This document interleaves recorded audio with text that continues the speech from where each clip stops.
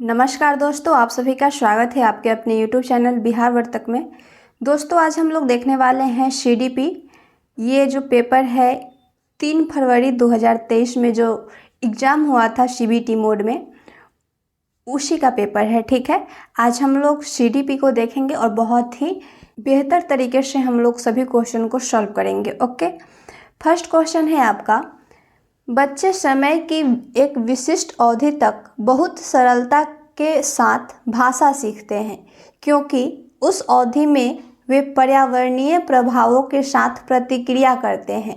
इस अवधि को विकास की किस अवधि के रूप में जाना जाता है, ये बताना है आपको। ठीक है, यानी कि बच्चा जो है बहुत ही सरलता से, बहुत ही जल्दी भाषा सीखते हैं और उसकी जो अवधि होती है, ये जो अवधि होती है क्या होता है, पर्यावरणीय कारणों के साथ प्रतिक्रिया करते हैं। तो ये जो बात होता है ये संवेदनशील अवस्था के बालक में होता है। ठीक है, इस बात को आप माइंड में रख लीजिए क्योंकि ये क्वेश्चन है, बहुत ही पूछा गया क्वेश्चन है और बहुत ही अच्छा क्वेश्चन है। ओके, नेक्स्ट क्वेश्चन है आपका, एक माँ ने देखा कि उसका एक जुड़वा दूसरे की तुलना में चलना सीखने में अधिक तेजी से प्रगति कर रहा है। सीखने में इस भिन्नता से विकास का कौन सा सिद्धांत जुड़ा हुआ है, ये बताना है आपको। क्वेश्चन में क्या कहा कि जुड़वा भाई बहन या फिर जुड़वा भाई देखे होंगे आप लोग, तो उसकी माँ ने क्या अवलोकन किया कि एक जो है कि जल्दी से चलना प्रारंभ कर दे रहा है, लेकिन एक ही समय में जो जन्म लिया था वो धीरे धीरे चलना प्रारंभ कर रहा है। तो इस विकास में जो भिन्नता हो रही है किस सिद्धांत से जुड़ा हुआ है, ये आपको बताना है। ओके, फर्स्ट ऑप्शन है, व्यक्तियों में विकास सिर से पैर तक होता है। तो यहाँ पे शीर्षगामी की बात नहीं किया है, यहाँ पे आपको बताना है कि यह जो विकास में भिन्नता दिखाई दे रहा है ये कौन से सिद्धांत से जुड़ा है, ये बताना है। तो शीर्षगामी सिद्धांत से ये नहीं जुड़ा है, इसलिए आपका फर्स्ट ऑप्शन गलत हो जाएगा। ओके, सेकंड है, हर किसी में विकास चरण दर चरण आगे बढ़ता है। तो हर किसी में जो है विकास वो चरण दर चरण आगे नहीं बढ़ता है, हर किसी में यहाँ पे बोला, तो यहाँ पे सभी में विकास एक समान नहीं होता है, इस बात को आप ध्यान दीजिएगा। आपका बी भी गलत हो जाएगा।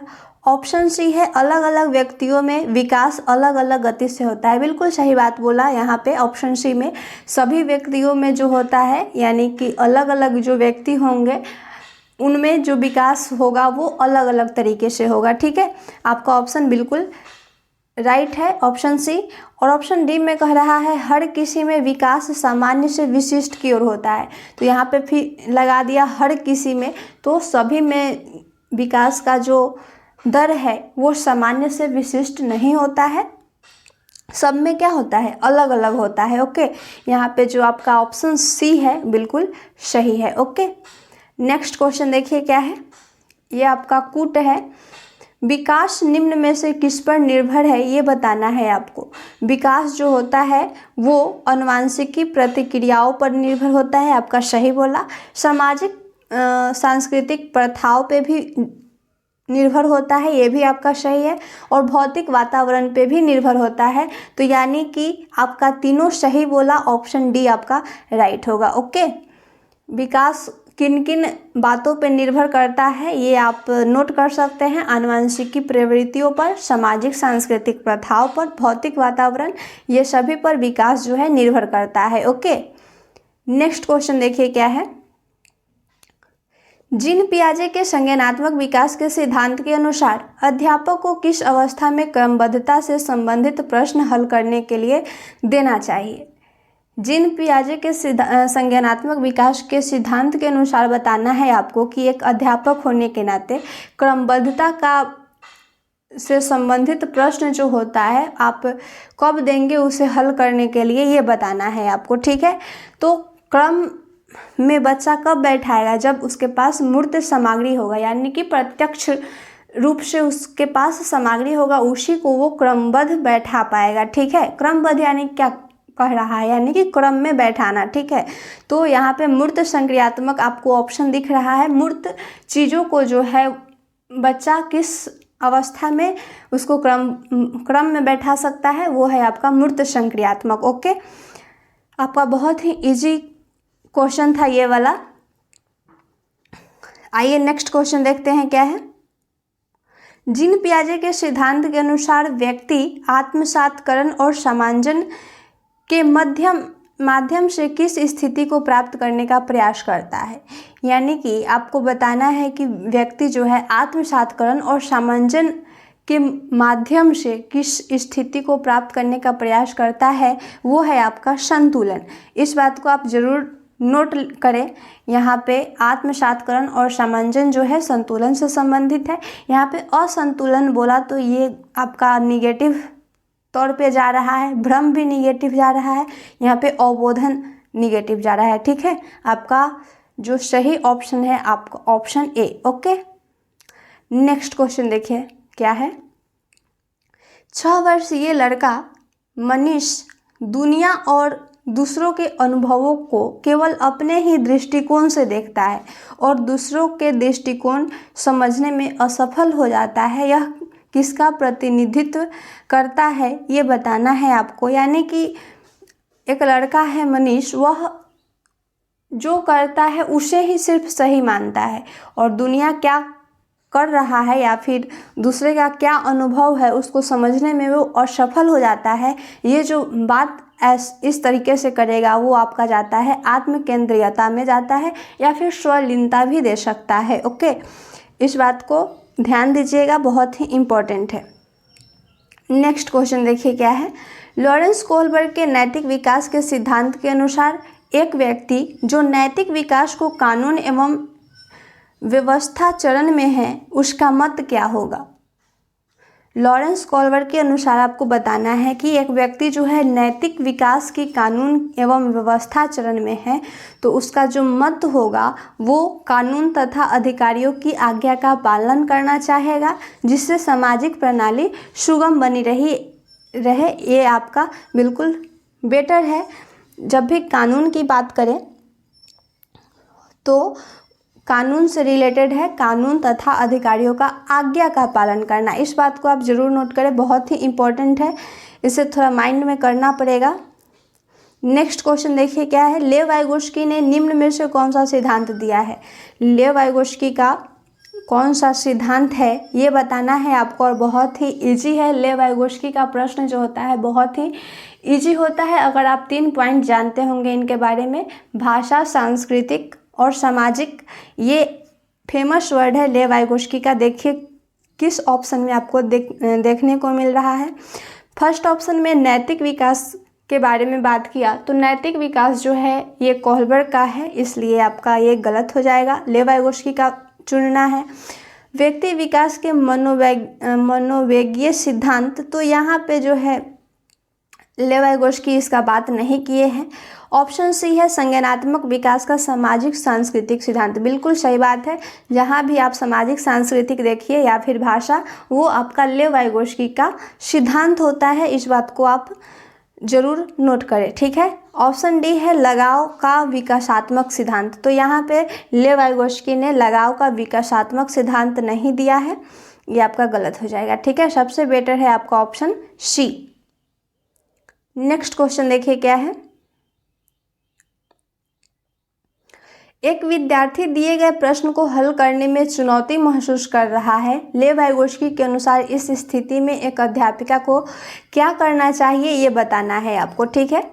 लेव वाइगोत्स्की के अनुसार एक विद्यार्थी जो है वो किसी समस्या को हल करने में चुनौती महसूस कर रहा है, तो एक अध्यापक होने के नाते आप उस बच्चे के साथ कैसा बिहेव करेंगे ये बताना है आपको। फर्स्ट ऑप्शन है विद्यार्थी को अनदेखा कर देना चाहिए। यहाँ पे अनदेखा वर्ड जो है बिल्कुल गलत है, इसलिए इसे टच भी नहीं करेंगे, ये गलत हो जाएगा। ऑप्शन बी है विद्यार्थी को अगले कदम हेतु संकेत और इशारे देना चाहिए, बिल्कुल सही बात है। लेव वाइगोत्स्की का फेमस वर्ड है पार। पार यानी क्या होता है, संकेत और इशारा। तो जहाँ भी संकेत और इशारा देखे और क्वेश्चन में रहे लेव वाइगोत्स्की तो आपका 100% सही जाएगा, इस बात को नोट कर लीजिए आप। और ऑप्शन सी है सीधे तौर पर सही जवाब बता देना चाहिए। तो सही सीधे तौर पे आप सही जवाब बता दीजिएगा तो बच्चा कुछ नहीं समझ पाएगा। सवाल को हल ना कर पाने के लिए विद्यार्थी को दंडित करना चाहिए, तो यहाँ पे दंड नहीं देना है बच्चा को, ये बिल्कुल गलत बात है। यहाँ पे जो सबसे बेटर ऑप्शन है आपका option B. Okay, next question देखिए क्या है।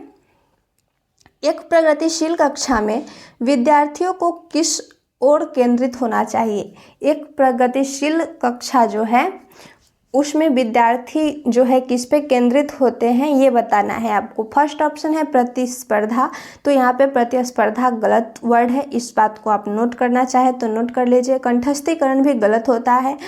यहाँ पे ट्रॉफी जीतने और पुरस्कार जीतने, यह भी आपका गलत होगा। कहीं भी ऐसा वर्ड आपको देखने को मिल रहा है किसी भी क्वेश्चन के ऑप्शन में, ये आपका गलत होता है 100%। आप नोट कर ले, निगेटिव वर्ड में इसे टच भी नहीं करना है। प्रतिस्पर्धा, कंठस्थीकरण या फिर कोई पुरस्कार जीतना, ये सब आपका गलत जाता है।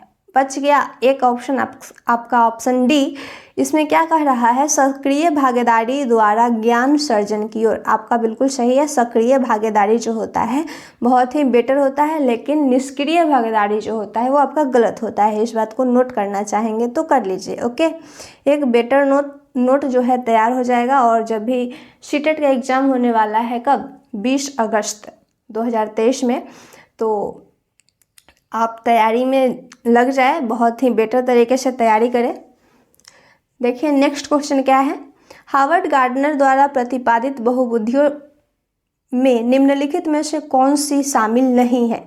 हावर्ड गार्डनर का बहुबुद्धि सिद्धांत जो है उसमें कौन सा बुद्धि के बारे में नहीं बात किया गया है ये बताना है आपको। भाषाई बुद्धि की बात की गई है, आपका सही है भाषाई बुद्धि। स्थानिक बुद्धि भी हावर्ड गार्डनर के द्वारा बताया गया है। संगीतीय बुद्धि भी हावर्ड गार्डनर का है, लेकिन भावनात्मक बुद्धि जो है ये हावर्ड गार्डनर का नहीं है। ठीक है, तो यहाँ पे निगेटिव खोजना था। जो हावर्ड गार्डनर के द्वारा नहीं प्रतिपादित किया गया है वो है आपका भावनात्मक बुद्धि। ओके, नेक्स्ट क्वेश्चन देखिए क्या है। बहुत ही बेटर क्वेश्चन आया आपके लिए। अभिकथन और कारण, ये गलत होने का बहुत ही कम संभावना होता है। इसको पढ़िए, आप ये चूज कीजिए कि ये सही बोला या गलत। ठीक है, अभिकथन है, राष्ट्रीय शिक्षा नीति 2020 के अनुसार 5वीं तक के सभी बच्चों को उनकी मातृभाषा में शिक्षा देनी चाहिए। बिल्कुल सही बात बोला। राष्ट्रीय शिक्षा नीति 2020 के अनुसार जो है कि 5वीं तक के सभी बच्चों को उनकी मातृभाषा में शिक्षा देना है, ये आपका सही है। और कारण है, छोटे बच्चे अपनी मातृभाषा में सार्थक अवधारणाओं को तेजी से सीखते और समझते हैं। बिल्कुल सही बात है। बच्चा को जब आप उसके मातृभाषा के अनुसार पढ़ाएंगे तो बच्चा जो है अधिक तेजी से सीखेगा और समझेगा। ठीक है, तो यहाँ पे मातृभाषा की बात किया और यहाँ पे भी मातृभाषा का बात किया, दोनों सेंटेंस सही है, इसलिए आपका ऑप्शन ए जाएगा कि ए और आर दोनों सही है। आर जो है ए की सही व्याख्या भी कर रहा है। ओके, आपका फर्स्ट ऑप्शन सही हो जाएगा। नेक्स्ट क्वेश्चन देखिए क्या है। एक अध्यापक को विद्यार्थियों में प्रचलित जेंडर रूढ़िवादिता से किस प्रकार निपटना चाहिए? निपटने वाली बात कर रहा है। देखिए कौन सा ऑप्शन बेटर होगा। एक अध्यापक को जो है विद्यार्थी में जो प्रचलित जेंडर रूढ़िवादिता है उसे कैसे कम किया जा सकता है, उससे कैसे निपटा जा सकता है, ये बताना है आपको। फर्स्ट ऑप्शन है आपका, विद्यार्थियों में जेंडर विशिष्ट भूमिकाओं को बढ़ावा देना चाहिए। तो आप जेंडर विशिष्ट को बढ़ावा देंगे तो इससे निपटा कैसे जाएगा? ये तो गलत हो जाएगा। निपटना है यहाँ पे, तो आपका ऑप्शन ए जो है वो गलत हो जाएगा। ऑप्शन बी है, वास्तविक जीवन से संबंधित ऐसे उदाहरण प्रस्तुत करने चाहिए जो रूढ़िवादिता को चुनौती दे। बिल्कुल सही बात है। अगर आप विद्यार्थियों में जो जेंडर रूढ़िवादिता होता है उसे आप निपटना चाहते हैं तो उसमें कैसा उदाहरण देना चाहिए? उसके वास्तविक जीवन से संबंधित उदाहरण देना चाहिए जो कि क्या हो, रूढ़िवादिता को चुनौती दे। आपका ऑप्शन ए बिल्कुल सही है। नेक्स्ट क्वेश्चन देखिए क्या है। एक बहुसांस्कृतिक कक्षा में अध्यापक को क्या करना चाहिए? बहुसांस्कृतिक कक्षा में जो है अध्यापक क्या कर सकता है या फिर उसे क्या करना चाहिए, ये आपको बताना है। ऑप्शन पढ़िए और आप लोग आंसर कीजिए कि कौन सही हो रहा है। यहाँ पे केवल वर्ड दिया, केवल को देखते ही इसे कट कर दीजिए, क्योंकि केवल जहाँ भी आपको दिखाई देगा वो ऑप्शन गलत हो जाता है। ओके। प्रबल समूह की सांस्कृतिक प्रथाओं को नकारात्मक प्रस्तुति करनी चाहिए। यहाँ पे नकारात्मक वर्ड जो है बिल्कुल गलत है। जहाँ भी नकारात्मक, जिस सेंटेंस में रहता है नकारात्मक, वो गलत हो जाएगा। ओके। लेकिन सेंटेंस को पूरा पढ़िएगा एक बार कि किस तौर पे कह रहा है। ओके। क्वेश्चन को पढ़कर आपको आंसर करना है।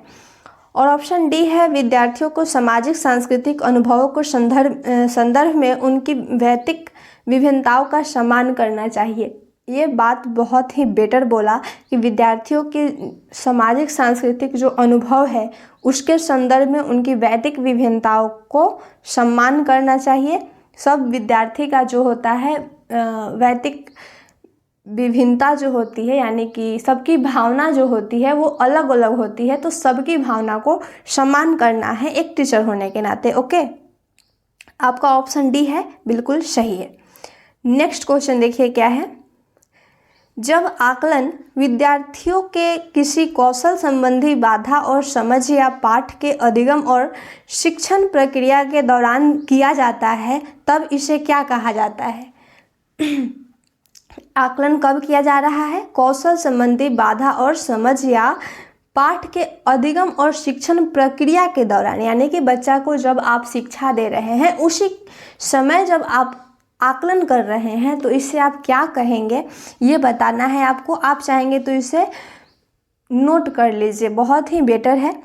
अधिगम के लिए आकलन जो है ये होगा आपका सबसे बेटर। के लिए जो होता है वो बच्चा के लिए होता है, ठीक है। अगर अधिगम का आकलन बोल रहा है यानी कि यहाँ पे टीचर का आकलन कर रहा है, यहाँ पे टीचर का आकलन नहीं करना है, विद्यार्थियों का आकलन करना है, इसलिए जो होगा अधिगम के लिए आकलन होगा, ठीक है। यहाँ पे जो है प्रश्न उठने वाला था कि अधिगम के लिए आकलन को ही क्यों हम सही करेंगे, अधिगम का आकलन का क्यों नहीं सही करेंगे। तो यहाँ पे जो है का जो है अध्यापक के लिए चला जाएगा और के लिए जो है बच्चे के लिए हो जाएगा। ओके, समझ में आ गई बात। आपका जो सही होगा फर्स्ट ऑप्शन सही होगा। ओके, नेक्स्ट क्वेश्चन देखिए क्या है। सभी विद्यार्थियों को उनकी योग्यताओं में भिन्नता होने के बावजूद उनके संभाव्य गुणों की प्राप्ति के लिए अवसर प्रदान करना किस प्रकार की शिक्षा का मुख्य उद्देश्य है? यानी कि यहाँ पे क्वेश्चन में क्या बोला कि विद्यार्थियों की उनकी योग्यता और में भिन्नता होने के बावजूद उनके संभाव्य गुण की प्राप्ति के लिए अवसर प्रदान करना, यह किस प्रकार की कक्षा का मुख्य उद्देश्य हो सकती है ये बताना है आपको। यहाँ पे एकीकृत दिया गया है, तो एकीकृत जो होता है वो ईवीएस के लिए बेटर होता है, सीडीपी के लिए बेटर नहीं होगा। इस बात को आप थोड़ा सा माइंड में कीजिए। एकीकृत भी सही जाता है लेकिन ईवीएस के लिए, ठीक है। और यहाँ पे है समावेशी, तो समावेशी जो है सीडीपी के लिए बहुत ही इम्पॉर्टेंट है वर्ड। ये समावेशी बहुत ही हिट है, इस बात को आप थोड़ा ध्यान दीजिएगा, ठीक है। तो समावेशी आपका सही होगा। विशेष शिक्षा जो है यहाँ पे विशेष कर रहा है, तो यहाँ पे गलत हो जाएगा। ज़्यादा भी विशेष नहीं करना है और ना ही ज़्यादा निम्न करना है, मध्यम में लेकर चलना है। ओके, अप्रगतिशील बोला तो यहाँ पे अ लगाकर इसको गलत कर दिया, तो यहाँ पे सबसे बेटर जो होगा आपका ऑप्शन बी। नेक्स्ट क्वेश्चन देखिए क्या है। वंचित पृष्ठभूमि के बच्चों को संबोधित करने के लिए एक शिक्षक को चाहिए। वंचित पृष्ठभूमि से बच्चे जो आते हैं उसको संबोधित करने के लिए एक शिक्षक को क्या करना चाहिए ये बताना है आपको। उन्हें ढेर सारा लिखित काम दे, तो यहाँ पे ढेर सारा काम देंगे तो बच्चा जो है वो पहले ही देखकर डर जाएगा, ठीक है। तो ढेर सारा काम भी नहीं देना है, ये आपका गलत हो जाएगा।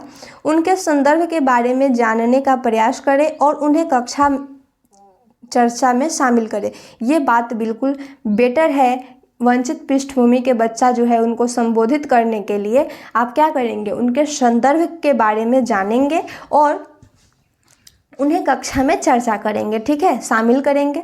ये आपका बिल्कुल सही है। ऑप्शन सी में है उन्हें कक्षा में अलग बैठाए, तो अलग से बैठाएंगे तो बच्चा में जो है रूढ़िवादिता का यहाँ पे पालन हो जाएगा। अलग बैठा रहे हैं तो ये आपका गलत हो जाएगा, रूढ़िवादिता पैदा नहीं करना है। और ऑप्शन सी है उन्हें अनदेखा करे। अनदेखा करना यहाँ पे गलत वर्ड है। अनदेखा नहीं करना है किसी भी बच्चा को, ठीक है। सबको एक नज़र से देखना है, सबको एक समान शिक्षा देनी है। आपका यहाँ पे सही जो हो रहा है ऑप्शन बी। नेक्स्ट क्वेश्चन देखिए क्या है।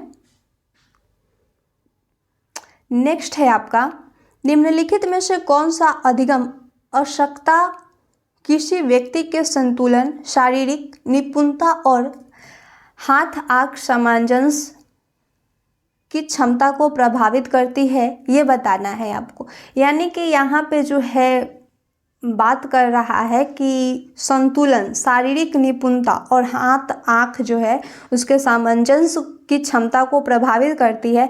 तो ये वाला गुण जो होता है एक एक्टर के पास होता है, ठीक है। तो यहाँ पे जो है गति समन्वय वैकल्य के अंतर्गत आएगा ये। यानी कि एक एक्टर को देखिएगा वो कब कौन से म्यूजिक पे कैसे आँख मुंह करना है, हाथ करना है, ये सब वो जानता है। कौन? एक एक्टर जानता है। तो यहाँ पे जो है ये गति समन्वय वैकल्य के अंतर्गत आएगा। इस बात को नोट कर लीजिए या फिर ध्यान दे दीजिए थोड़ा सा। ये जो है हार्वर्ड गार्डनर के बुद्धि के सिद्धांत के अनुसार क्वेश्चन था ये। नेक्स्ट क्वेश्चन देखिए क्या है। स्वलीनता, स्वलीनता को क्या बोलते हैं? ऑटिज्म भी बोलते हैं। इस बात को थोड़ा ध्यान दीजिएगा। अगर स्वलीनता नहीं दे और ऑटिज्म दे दे तो आप घबराइएगा नहीं कि ये क्वेश्चन में क्या कर दिया, ठीक है। ऑटिज्म को ही स्वलीनता बोलते हैं। तो एक स्वलीनता से जूझते विद्यार्थियों में पहचान किन विशिष्ट गुण होने की संभावना रहती है? तो एक स्वलीनता से जूझते विद्यार्थी की जो पहचान होती है उसे संप्रेषण में कठिनाई होती है। इस बात को आप नोट कर लीजिए। या फिर संप्रेषण में चुनौती भी आपको देगा। ओके, आपका फर्स्ट ऑप्शन जो है वो सही होगा। नेक्स्ट क्वेश्चन देखिए क्या है। निम्नलिखित में से कौन सी सृजनात्मक विद्यार्थी की पहचान विशेषता नहीं है? सृजनात्मक व्यक्ति की पहचान जो है वो क्या नहीं है, ये बताना है आपको। तो जो सृजनात्मक विद्यार्थी होगा उसका जिज्ञासा की प्रबल भावना होगा, ये आपका सही है। और ऑप्शन बी है अभिसारी सोच। तो यहाँ पे जो है निगेटिव खोजना था कि सृजनात्मक विद्यार्थी की पहचान की विशेषता नहीं है, तो वो है आपका अभिसारी सोच। यानी कि अभिसारी सोच कहने का अर्थ हुआ कि एक ही समस्या पर केंद्रित हो जाना, एक ही समस्या पर, ठीक है। तो यहाँ पे जो है अभिसारी सोच जो है होता है वो गलत होता है, लेकिन अपसारी सोच जो होगा वो आपका बिल्कुल सही होगा। यानी कि एक समस्या में विद्यार्थी जो है अनेक तरह की हल ढूंढता है, ठीक है। अभिसारी में नहीं, अपसारी में। ओके, तो यहाँ पे अभिसारी बोला इसलिए ये गलत हो जाएगा। और यहाँ पे निगेटिव ही पूछ रहा था, आपका ऑप्शन बी सही होगा। ओके, नेक्स्ट क्वेश्चन देखिए क्या है। राष्ट्रीय शिक्षा नीति 2020 सुझाती है कि शिक्षा पाठ्य पुस्तक की विषय वस्तु तक सीमित होनी चाहिए। तो यहाँ पे सीमित वर्ड जो है बिल्कुल गलत है। इस बात को आप निगेटिव टैग वर्ड में ज़रूर नोट करें कि सीमित जहाँ भी दिखाई दे वो आपका सेंटेंस गलत हो जाएगा। कंठस्थीकरण भी गलत होता है, प्रतिस्पर्धा भी गलत होता है। यहाँ पे ऑप्शन में निगेटिव वर्ड जो है वो कूट कूट कर भरा हुआ है। इस तरह से निगेटिव पॉजिटिव करके भी आप ऑप्शन को छांट सकते हैं, ठीक है। तो ये सब सीमित से छट गया, कंठस्थीकरण से छट गया और प्रतिस्पर्धा से छट गया। बच्चा आपका ऑप्शन डी। पढ़ लीजिए ये क्या कह रहा है। समालोचनात्मक चिंतन के विकास पर केंद्रित होनी चाहिए। आपका बिल्कुल सही बोला। राष्ट्रीय शिक्षा नीति 2020 यह सुझाती है कि समालोचनात्मक चिंतन के विकास पर केंद्रित होनी चाहिए क्या? शिक्षा। आपका ऑप्शन डी बेटर है। नेक्स्ट क्वेश्चन देखिए क्या है। एक कक्षा में विद्यार्थियों के चयनित अधिगम शैलियों में व्यक्तिगत अंतरों को अध्यापिका द्वारा किस प्रकार संबोधित किया जाना चाहिए, ये बताना है आपको। क्या कह रहा है क्वेश्चन? विद्यार्थियों में चयनित अधिगम शैलियों में व्यक्तिगत अंतरों को अध्यापिका द्वारा किस प्रकार संबोधित किया जाना चाहिए। फर्स्ट ऑप्शन है आपका अध्यापन अधिगम प्रक्रिया में बाधा के रूप में। तो यहाँ पे जो है बाधा शब्द जो है बिल्कुल गलत है। इसे भी आप निगेटिव टैग वर्ड में नोट करें। यहाँ पे नकारात्मक दिया, ये भी आपका गलत है। यहाँ पे असामान्यता दिया, ये भी गलत है। अ यानी न, ठीक है। अ का अर्थ क्या होता है? न। इस बात को जरूर नोट करें, अ यानी न, तो ये भी आपका गलत हो जाएगा। और ऑप्शन डी में कह रहा है उनकी मान्यता रखते हुए बाल केंद्रित शिक्षा शास्त्र को अपनाना चाहिए ताकि उनकी व्यक्तिगत ज़रूरतें जो है पूरी हो सके। तो बाल केंद्रित शिक्षा जो होता है बहुत ही बेटर होता है। अगर वहीं पे दे दे अध्यापक केंद्रित, ये आपका गलत होता है। शिक्षा जो है अध्यापक केंद्रित नहीं होना चाहिए, बल्कि क्या होना चाहिए? बाल केंद्रित होना चाहिए। या फिर बाल केंद्रित के जगह पे आपको शिक्षार्थी केंद्रित भी देता है, इसमें कन्फ्यूज मत होइएगा। आपका सबसे बेटर है ऑप्शन डी। नेक्स्ट क्वेश्चन देखिए क्या है।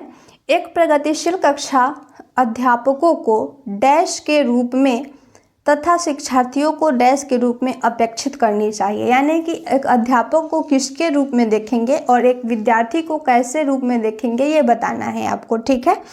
एक प्रगतिशील कक्षा की बात कर रहा है, तो यहाँ पे जो है एक प्रगतिशील कक्षा में अध्यापक को एक सुसाधक के रूप में जानेंगे और शिक्षार्थी को यानी कि विद्यार्थी को ज्ञान के सृजन में सक्रिय भागीदारी के रूप में आप जानेंगे, ठीक है। आपका ऑप्शन सी जो है सबसे बेटर है। और ऑप्शन ए में क्या गलत किया? यहाँ पे निष्क्रिय वर्ड गलत हो जाएगा, अभिनस्थ जो है ये गलत हो जाएगा, यहाँ पे तानाशाह जो है ये गलत हो जाएगा। तो बचा आपका ऑप्शन सी। आइए नेक्स्ट क्वेश्चन देखते हैं। रियान ने कुछ दिन पहले ही जाना है कि अंग्रेजी के किसी शब्द के पीछे ईडी लगाने से उस शब्द का रूप वर्तमान से भूतकाल में बदल जाता है। यानी कि रियान जो है कुछ दिन पहले ही सीखा कि अंग्रेजी के किसी शब्द में आप ईडी लगाते हैं लास्ट में, तो वो वर्तमान से किस में परिवर्तित हो जाता है? भूतकाल में, ठीक है। इस जानकारी को पाने के बाद रियान हर शब्द का भूतकाल रूप प्रदर्शन के लिए एक ही तरीका अपना रहा है। बच्चों द्वारा किसी नियम को हर दशा में निरूपित करने की यह रुझान उनकी अपनी सोच को डैश की प्रवृत्ति दर्शाती है, ये बताना है आपको। यानी कि बच्चा जब सीख लिया कि अगर किसी वर्ड में हम ईडी लगा दे रहे हैं तो वह भूतकाल में परिवर्तित हो जा रहा है, तो बच्चा जो है हर शब्द में ही वो ईडी लगाकर उसे भूतकाल में परिवर्तन कर रहा है। तो यह जो तरीका अपना रहा है उसे आप किस रूप में देखेंगे, ये बताना है आपको। कमतर आंकने, तो यहाँ पे कमतर वर्ड जो होता है वो गलत होता है। वो भी बच्चा के लिए आप कमतर का यूज करेंगे, ये आपका बिल्कुल गलत हो जाएगा। ऑप्शन बी है अति नियमित। अति नियमित जो होता है यहाँ पे, ये जो होता है अति नियमित को प्रवृत्ति दर्शाती है, ये आपका सही है। इस प्रकार की सोच जो होता है वो अति नियमित की सोच को दर्शाता है, ये आपका ऑप्शन बी सही है। यहाँ पे प्रतिबंधित गलत हो जाएगा और यहाँ पे द्विभाषिक यहाँ पे नहीं है किसी भी तरीके से, तो आपका ऑप्शन बी जो है वो बेटर होगा। ओके, नेक्स्ट क्वेश्चन देखिए क्या है। ब्रेन स्टॉर्मिंग यानी कि विचारावेश को एक तकनीक के रूप में बच्चों में डैश विकसित करने के लिए इस्तेमाल किया जाता है। यानी कि विचारावेश का एक तकनीकी जो है, इसे बच्चों में क्या विकसित करने के लिए इस्तेमाल किया जाता है, ये आपको बताना है। तो यहाँ पे अभिसारी सोच जो होता है, मैं अभी बताई हूँ आपको, ये गलत होता है। प्रक्रियात्मक स्थिरता, यहाँ पे स्थिरता वर्ड जो है वो निगेटिव है। अनुक्रिया समुच्चय ये नहीं होगा, अपसारी सोच को दर्शाएगा। ओके, अपसारी सोच विकसित करने के लिए विचारावेश यानी ब्रेन स्टॉर्मिंग का उपयोग किया जाता है। ओके, इस बात को आप जरूर नोट करें, ये थोड़ा नया क्वेश्चन लग रहा है। ब्रेन स्टॉर्मिंग यानी कि विचारावेश, इसको एक तकनीकी के रूप में बच्चों में अभिसारी सोच विकसित करने के लिए इस्तेमाल किया जाता है। इस बात को आप जरूर नोट करें, ठीक है। आइए नेक्स्ट क्वेश्चन देखते हैं। रचनावादी कक्षा में एक शिक्षक की सबसे महत्वपूर्ण भूमिका क्या है? रचनावादी कक्षा में जो है एक शिक्षक की क्या महत्वपूर्ण भूमिका होती है, ये बताना है आपको। फर्स्ट ऑप्शन है इसमें मानक निर्देश दे दिया, इसलिए आपका गलत हो जाएगा। ऑप्शन बी है सुनिश्चित करना कि प्रत्येक बच्चा अपनी क्षमता को सर्वोत्तम रूप से प्रकट करे। ये बात आपका बिल्कुल सही है। एक रचनावादी कक्षा में जो है एक शिक्षक की सबसे महत्वपूर्ण भूमिका जो होती है वो होती है कि ये सुनिश्चित करे कि प्रत्येक बच्चा जो है अपनी क्षमता को सर्वोत्तम रूप से प्रकट कर सके। ओके, यहाँ पे ऑप्शन सी है सभी बच्चे से सामान्य गति से आगे बढ़ने की अपेक्षा करें। तो सभी बच्चा जो है वो समान गति से नहीं बढ़ता है, कोई स्लो समझेगा बात को तो कोई जो है फास्ट समझ लेगा। तो यहाँ पे जो है ऑप्शन सी गलत है, सभी बच्चा एक समान नहीं सोच सकता है। और ऑप्शन डी है बच्चों की विविध आवश्यकताओं को प्रति उदासीन रहना। तो यहाँ पे उदासीन वर्ड जो है ये आपका गलत है। सबसे ऑप्शन बेटर है ऑप्शन आपका बी।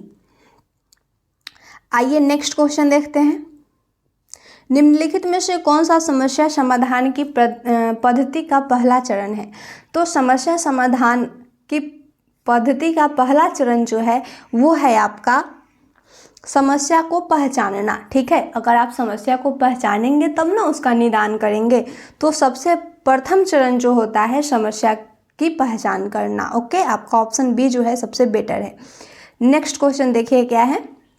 प्राथमिक विद्यालय में छात्रों को प्रेरित करने के लिए शिक्षक को क्या रणनीति अपनानी चाहिए ये बताना है आपको। ठीक है, प्राथमिक विद्यालय में जो है छात्रों को प्रेरित करने के लिए आप क्या रणनीति को अपनाएंगे। यहाँ पे फर्स्ट ऑप्शन देखिए, व्यक्तिगत छात्रों के बीच अंकों के लिए प्रतिस्पर्धा को प्रोत्साहित करना। यहाँ पे प्रतिस्पर्धा जो है गलत वर्ड है, इसलिए इसे छोड़िए और आगे बढ़िए। क्या है ऑप्शन बी है प्रत्येक गतिविधि के लिए प्रेरक कारकों के रूप में प्रोत्साहन, पुरस्कार और दंड का उपयोग करना। तो यहाँ पे पुरस्कार और दंड का उपयोग नहीं करना है बच्चों के लिए, ये आपका गलत हो जाएगा। ठीक है, ऑप्शन सी में क्या है मानक लक्ष्य। यहाँ पे मानक वर्ड जो होता है वो गलत हो जाता है। और ऑप्शन डी में है बच्चों को उनकी रुचि के अनुसार लक्ष्य निर्धारित करने में मदद करे और उनकी दिशा में काम करने में उनका समर्थन करे। ये बात आपका बिल्कुल सही बोला बच्चे के लिए। ठीक है, प्रेरित करने के लिए आप बच्चों में क्या रणनीति अपना सकते हैं एक शिक्षक होने के नाते? तो बच्चों की उनकी रुचि अनुसार लक्ष्य निर्धारित करने में मदद करेंगे और उनकी दिशा पे काम करने में उनका समर्थन करेंगे, उसके लिए ये बेटर होगा। ओके, आइए नेक्स्ट क्वेश्चन देखते हैं क्या है। अभिकथन और कारण है। अभिकथन कह रहा है संज्ञानात्मक विकास के साथ विद्यालयों को विद्यार्थियों की भावनात्मक खुशहाली सुनिश्चित करनी चाहिए। तो यहाँ पे जो है ये बात आपका सही कहा कि संज्ञानात्मक विकास के साथ विद्यालयों कि विद्यार्थी जो है उनके भावनात्मक खुशहाली को सुनिश्चित करना चाहिए, ये सही है। ठीक है, और कारण कह रहा है किसी समस्या को हल करते समय विचारों का मौखिकरण समस्या समाधान कौशल में बाधा डालता है। तो यहाँ पे जो है आप प्रश्न किसी समस्या को हल कर रहे हैं तो सिर्फ आप मौखिकरण रूप से समस्या को आप समझा रहे हैं तो ये बाधा थोड़ा बन सकता है। इस बात को थोड़ा सा ध्यान दीजिएगा। मौखिकरण से आप समस्या का समाधान नहीं कर सकेंगे पूरी तौर से, आपको लिखित भी जरूरी होगा, कोई गतिविधि पे आधारित भी जरूरी होगा, तो सिर्फ मौखिकरण से काम नहीं चलने वाला। तो ये आपका सही बोला ऑप्शन। ठीक है, ए और आर दोनों सही है, लेकिन ये जो है एक दूसरे की व्याख्या नहीं कर रहा है, इस बात को ध्यान दीजिएगा, क्योंकि यहाँ पे भावनात्मक खुशहाली को सुनिश्चित कर रहा है तो यहाँ पे समस्या समाधान की बाधा जो है उसमें बात कर रहा है। तो यह जो है एक दूसरे से रिलेटेड नहीं है। आपका जो है ऑप्शन बी सही होगा, यानी कि ए और आर दोनों सही है, लेकिन आर जो है ए की सही व्याख्या नहीं कर रहा है। ओके, आइए आज का लास्ट क्वेश्चन देखते हैं, बहुत ही इम्पोर्टेंट है और 30 प्रश्न जो है वो खत्म हो जाएगा CDP का। क्वेश्चन है निम्नलिखित में से कौन सा अधिगम की प्रक्रिया में सकारात्मक रूप से योगदान नहीं देता है? तो सकारात्मक रूप से योगदान जो है वो नहीं देता है वो है कुपोषण। कुपोषण जो है ये आपको निगेटिव लग रहा है, यानी कि बच्चा में जब पोषण होगा ही नहीं तो वो किसी अधिगम को सकारात्मक रूप से कैसे समझेगा, तो सकारात्मक रूप से जो है योगदान नहीं देगा, वो है आपका कुपोषण। ओके, आपका ऑप्शन ए सही हो जाएगा। क्वेश्चन जो है निगेटिव था, इसलिए आपका ऑप्शन भी निगेटिव होगा।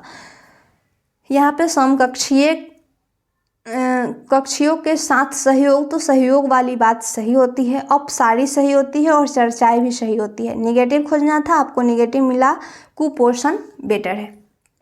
इस क्वेश्चन के लिए आपका सीडीपी का 30 प्रश्न जो है वो ख़त्म हो चुका। बहुत ही बेटर तरीके से सभी क्वेश्चन को आप इजी वे में समझकर आप नोट कर लीजिएगा, बहुत ही अच्छा रहेगा। ओके, एक बेटर नोट तैयार कर लीजिए आप, जिससे एग्ज़ाम में आपको दिक्कत ना हो।